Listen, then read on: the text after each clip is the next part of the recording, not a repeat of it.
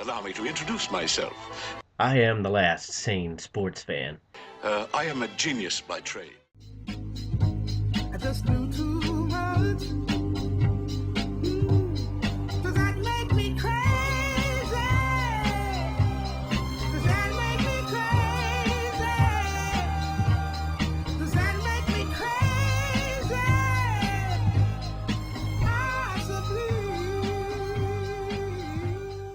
Hello, everyone, and welcome once again to The View from the Midwest. Got a couple topics I want to get to today, so let's get right to it, and we'll start off with the NBA Finals, which began last night with a really good game in which the Golden State Warriors won 100 to 1, 108 to 100. They finally came to life, finally played enough defense, and stopped turning the ball over, basically, towards the end of the game, to manage to come back and defeat LeBron James and the Cleveland Cavaliers. And I think those of you who follow me on Facebook obviously know where my allegiances lie in this series. But for me, it's a situation where even if you look at it from a completely neutral standpoint, I think it was good for the league to have Golden State win Game 1, because they didn't fall into the trap that the NHL is now in, where Chicago came back, defeated Tampa Bay in Game 1 on the road, in which Tampa Bay had the lead for the majority of the game and then somehow let it slip away by sitting on their laurels towards the end of the game. Now all of a sudden the media is just up Chicago's rear end. Oh, they're going to just take this one. It's over. There's absolutely no chance for the Tampa Bay Lightning to win this series. Quite frankly, I think you would have had the same scenario if LeBron had just taken over that game and decided that he was going to win that game for his team. Now, I'm not taking anything away from LeBron. I think he did his best in that game. But if that scenario had played out, I think the media would have just gone off in a tizzy. Oh, well, LeBron is just too strong and he's got this team on his shoulders. This is a storybook ending for the Cleveland fans and whatnot. I feel for the Cleveland fans. Their city has not had a championship in decades. I want their fans to win a championship. I just don't necessarily side with the players or the team in basketball. The ultimate point is, I think it was good for the NBA for Golden State to win, because they avoid the trap now that the NHL is in, to which the veteran team with the superstars, instead of the up-and-coming team, is the focus, and all of a sudden, oh, well, people would have just jumped on the bandwagon. It's all over. LeBron's got this one in the bag, etc., and so on. So, a good move for the NBA, not so good for the NHL. I still think both these series are going to go quite a while, and that's good for sports fans, that you get playoff action at this time of year and good, intense games each time out. Next topic that I want to talk about today, and it's kind of a social question, a sociological question, I should say, and it boils down to whether there is any loyalty left in sports and whether we appreciate that loyalty when it is there.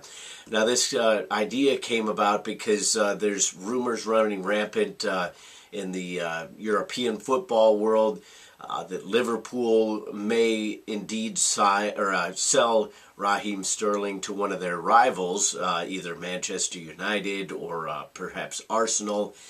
There's other names being bandied about, but those are the ones that keep popping up.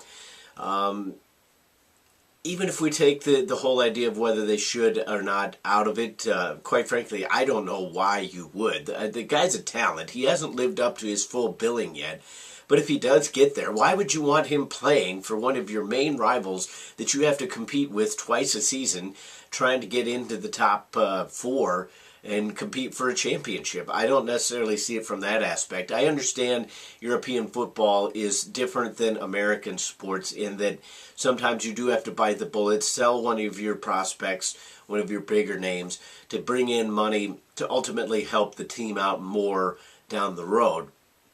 But I don't agree with this whole idea of selling to your major rivals, because all you're doing is helping them out in the short run and hurting yourself.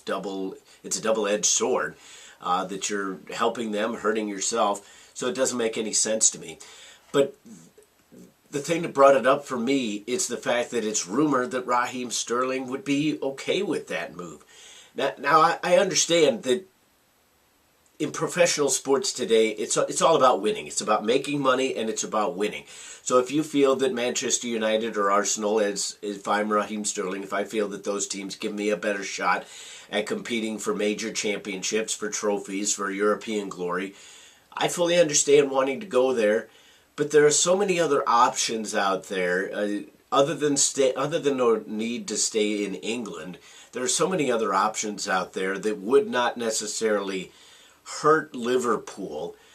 That why would you necessarily want to not only slap the team in the face saying, I want out of here, you guys aren't good enough, but to say, I'm going to go over to this team who all of your fans hate, try to make them better, and slap you in the face again.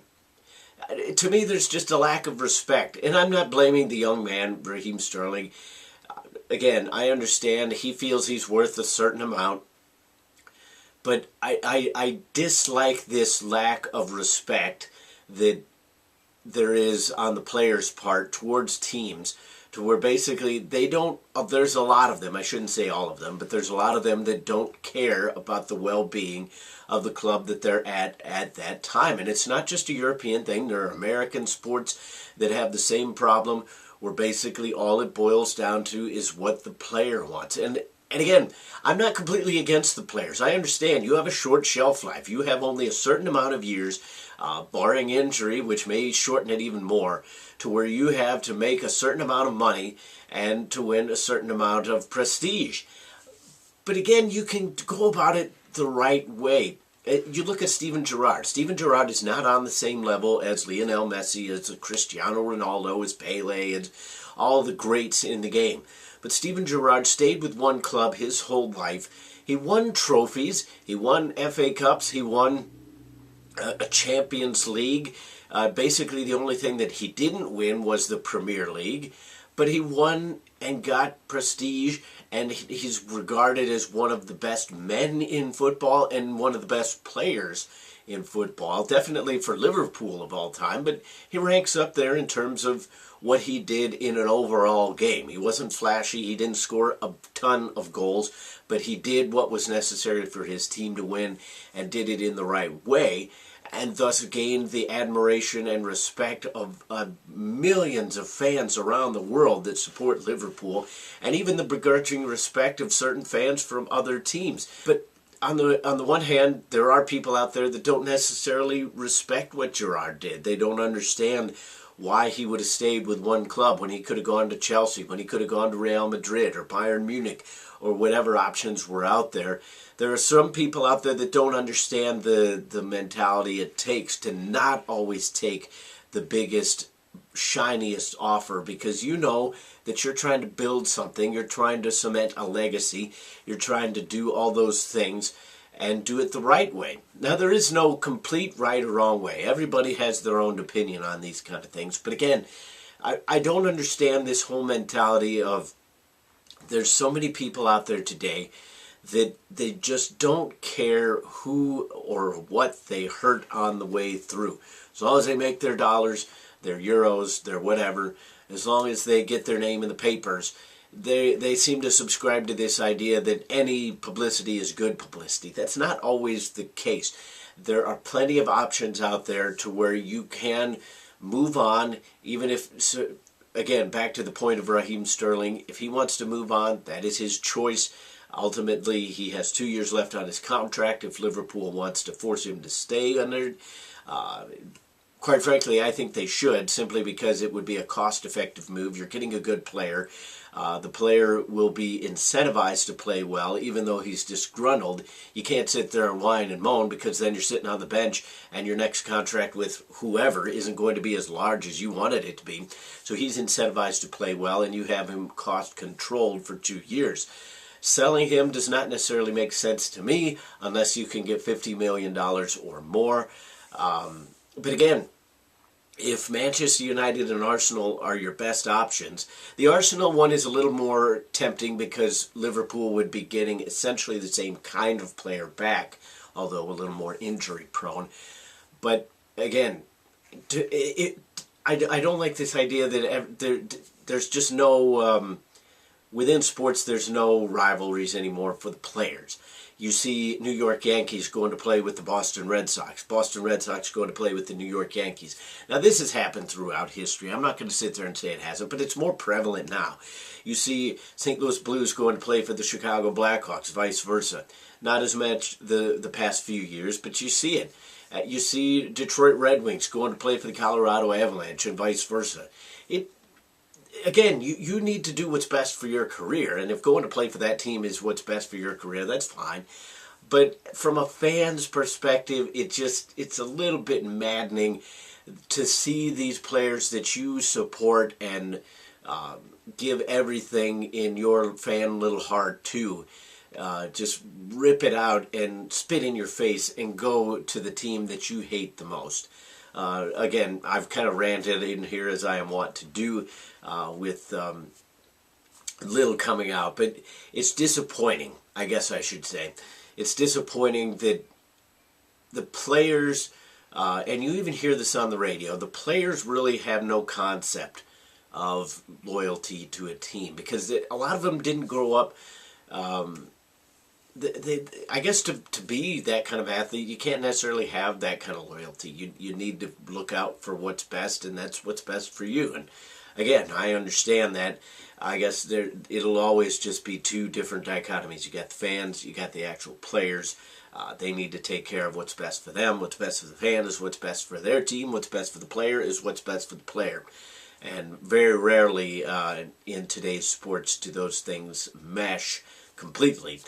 Steven Gerrard may be the last of a very rare breed to where they played their entire career with a certain team. The fans get to really fall in love with that person, and they are treated well in return.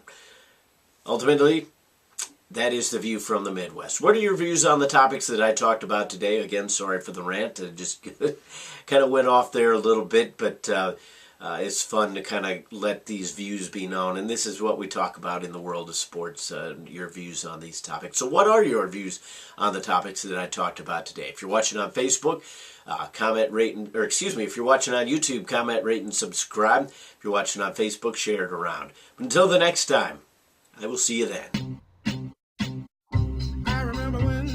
I remember when I lost my mind.